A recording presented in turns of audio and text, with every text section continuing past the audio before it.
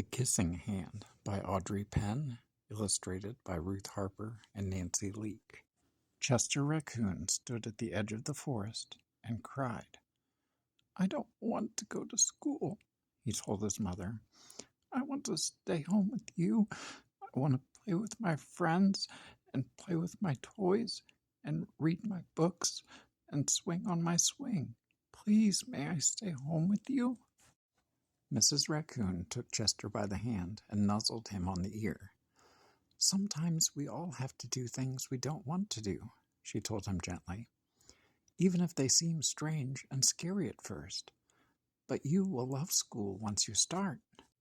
You'll make new friends and play with new toys, read new books, and swing on new swings.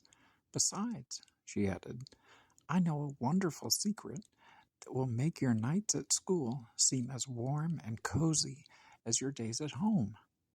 Chester wiped away his tears and looked interested. A secret?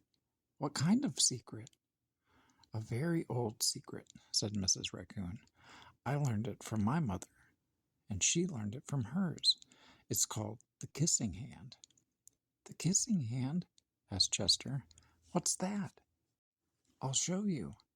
Mrs. Raccoon took Chester's left hand and spread open his tiny fingers into a fan.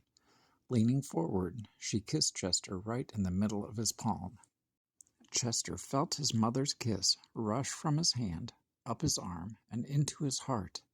Even his silky black mask tingled with a special warmth. Mrs. Raccoon smiled. "Now," she told Chester, "whenever you feel lonely and need a little loving from home, just press your hand to your cheek and think, 'Mommy loves you, Mommy loves you,' and that very kiss will jump to your face and will fill you with toasty warm thoughts." She took Chester's hand and carefully wrapped his fingers around the kiss. "Now, do be careful not to lose it," she teased him. "But don't worry. When you open your hand and wash your food, I promise the kiss will stick." Chester loved his kissing hand.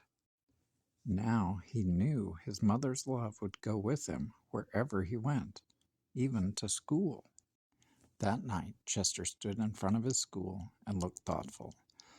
Suddenly, he turned to his mother and grinned. "Give me your hand," he told her. Chester took his mother's hand in his own and unfolded her large, familiar fingers into a fan. Next, he leaned forward and kissed the center of her hand. "Now you have a kissing hand, too," he told her. And with a gentle "Goodbye" and "I love you," Chester turned and danced away.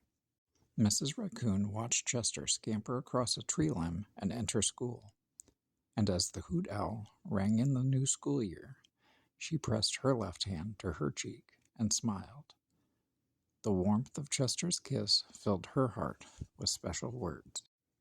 "Chester loves you," it sang. "Chester loves you. I love you."